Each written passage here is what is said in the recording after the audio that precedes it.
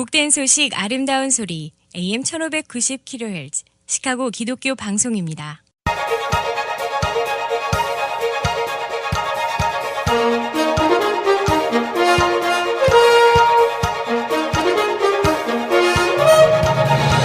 김정일 해설위원의 시사 해설. 세상을 넓게 봅니다. 삶의 지평이 넓어집니다.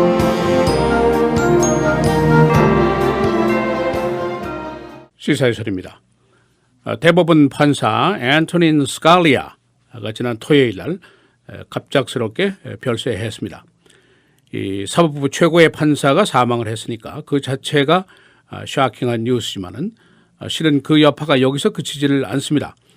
지금 한참 뜨겁게 진행 중인 대선전에서 큰 논란이 빚어지고 있고 화이트하우스와 공화당이 충돌을 하고 있고 상원의원 선거전에도 막대한 영향을 미칠 것으로 예상이 됩니다. 그리고 무엇보다도 지금 대법원에 계류 중인 중요한 케이스가 6개가 있는데 이 판결에도 중차대한 영향을 미치게 됩니다. 이 정치권 그리고 사법계의 혼란과 혼동에 빠진 그 이유가 무엇인지 또 현재 논란의 근거는 어떤 것인지 정리를 해보겠습니다. 여러분 아시는 대로 대법원은 9명의 판사로 구성이 되어 있습니다. 지금까지는 보수계 판사 5명, 진보계 판사 4명 이런 구도였습니다. 이 9명의 판사의 찬반이 어디로 가느냐 여기에 따라서 이제 미국의 방향이 달라진다 이렇게 얘기해도 과언이 아닙니다. 그 좋은 예가 바로 동성애 결혼 허용 문제 또 오바마 케어의 실시 문제 이런 것들입니다. 5대4 한 명의 판사의 찬성으로 동성애 결혼이 법적으로 허용이 됐죠. 그러니까 단 한 명의 판사의 의견에 따라서 오랫동안 지속되어 온 미국의 윤리적인 도덕적인 법률적인 논란을 단방에 끝을 내고 말았습니다. 그만큼 이 대법원 판사 한 명의 위력이 지대한 겁니다. 이 지금까지 중요한 판결을 보면은 보수 진보 4대4 이렇게 되고 주로 스윙 보트를 행사했던 앤서니 케네디 판사가 중도적인 입장에서 저울추를 이쪽으로 옮길까 저쪽으로 옮길까 그래서 대충 5대4로 결정을 하는 그런 그 케이스가 계속되어 왔었습니다. 그런데 이제 이 사망한 스칼리아 판사는 보수계 진영의 판사입니다. 그러니까 당연히 공화당에서는 보수계 판사의 보충을 원하고 있고 반대로 화이트하우스에서는 진보계 판사의 보충을 원하고 있습니다. 이 공화당이 현재 상원의 다수고 상원이 대법원 판사의 인준을 결정하게 됩니다. 그러나 대법원 판사의 지명은 누가 하느냐? 이건 대통령의 권한이죠. 그러니까 대통령이 지명하는 사람만이 상원의 표결의 대상이 될 수 있다. 그런 이제 결론입니다. 아주 절묘한 삼권 분립의 원칙이다. 이렇게 볼 수도 있죠. 그런데 이제 바로 여기에 문제가 발생하고 있습니다. 오바마 대통령이 스칼리아 판사 사망 직후에 대법원 판사를 곧 지명하겠다 하고 발표를 했습니다. 오바마 대통령에게는 이 지명이라는 것이 헌법상의 대통령의 의무다 이렇게 간주를 하고 있습니다. 그러나 공화당의 상원 총무인 매치 맥카노 상원의원이 즉각 나와서 NO, 우리는 오바마 대통령이 퇴임 후에나 이 문제를 처리하겠다. 퇴임 직전에 있는 대통령이 이 중차대한 국정을 악용할 우려가 있다. 이런 주장을 폈습니다. 내심으로는 이제 진보계 판사가 등장하는 것이 걱정이 됐기 때문이겠죠. 그 직후에 이제 정치권 전체에 불이 붙기 시작했습니다. 힐러리 클린턴, 버니 샌더스가 나서서 공화당이 지금 대통령의 권한을 무시하고 있다. 헌법을 무시하고 있다. 국민의 권리를 무시하고 있다. 이렇게 강력한 비난을 펴면서 이 오바마 대통령의 후임자 지명을 이제 지지하고 나섰습니다.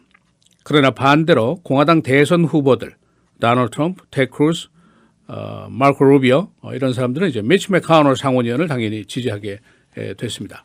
지금까지 퇴임 직전에 있는 대통령이 대법원 판사의 지명을 하지 않아왔다.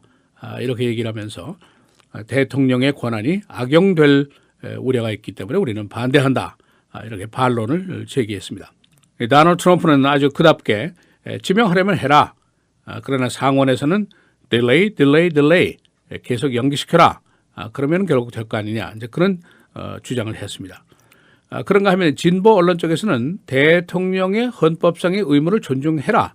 일단 지명을 하게 하고 상원에서 이걸 받아들여서 그때 부결시키면 될 거 아니냐. 이제 그런 대안을 제시를 했습니다. 그러나 공화당으로서는 일단 인줄 절차가 시작이 되면은 찬반 양론이 이제 엎치락뒤치락하게 되겠죠. 자칫하면은 표심 먹기에 지장을 초래할 가능성이 있다. 그런 우려가 있습니다. 또 다른 문제가 있습니다.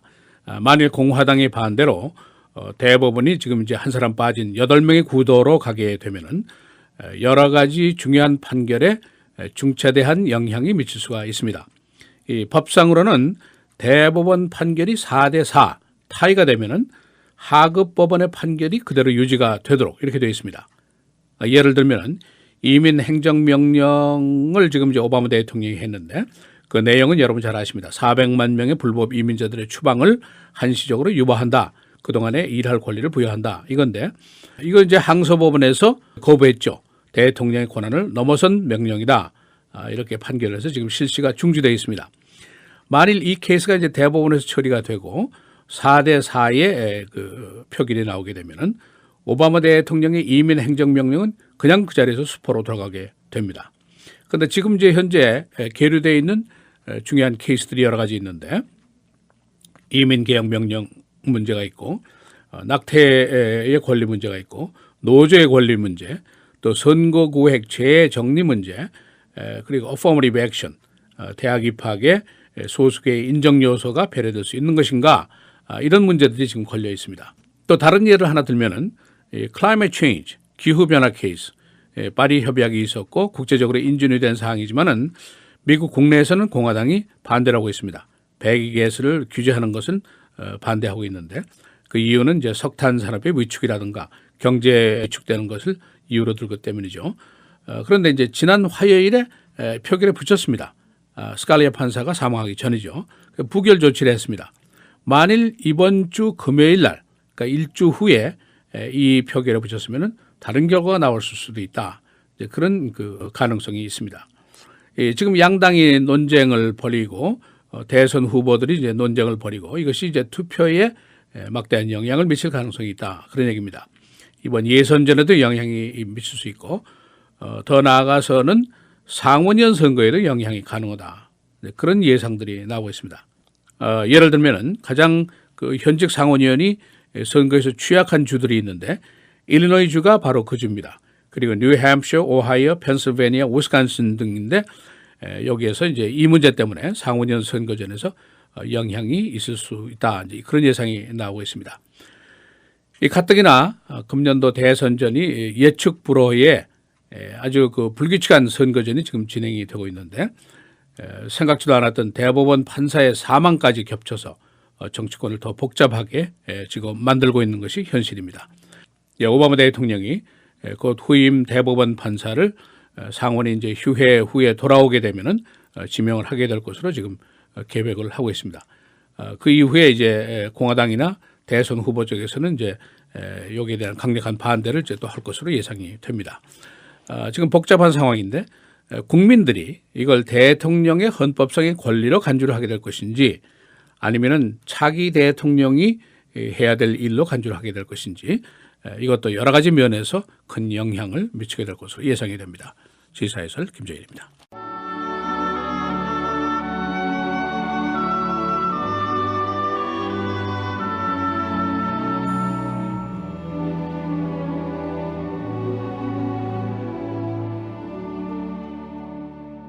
너는 구제할 때에 오른손이 하는 것을 왼손이 모르게 하여 내 구제함을 은밀하게 하라. 은밀한 중에 보시는 너희 아버지께서 갚으시리라.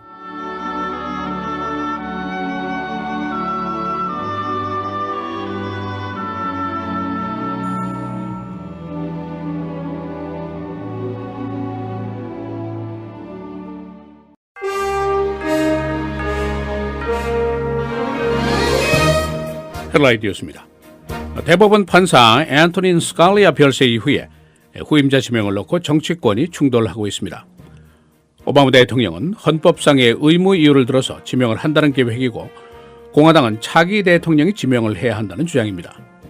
이로 인한 대선과 상원의원 선거전에 영향이 클 것으로 예상되고 있습니다. 윈터스톰이 동남부와 북동부를 위협하고 있습니다. 오늘 동남부 지역에 얼음비와 폭설이 예상됩니다. 약 7,500만 명이 영향을 받게 됩니다. 이 스톰은 내일 북동부 지역으로 이동하게 됩니다. 미 공군이 6대 F-15 전투기를 핀란드로 보내서 군사훈련을 실시하게 됩니다. 핀란드는 러시아와 800여 마일의 국경을 접하고 있습니다.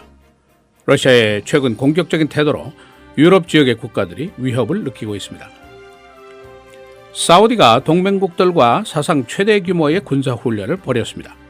참가국은 조던, 바레인, 오만 등 20여 개국. 사우디는 대테러전을 위해서 34개국의 동맹을 계획하고 있습니다. 디즈니 월드 크루즈십이 12명의 큐반 난민을 해상에서 구조했습니다. 이들은 그랜드 케이먼 당국으로 이송됐다고 해안경비대가 밝혔습니다. 브라질이 25만 명의 군대를 풀어서 대지카 바이러스 퇴치 운동을 벌이고 있습니다.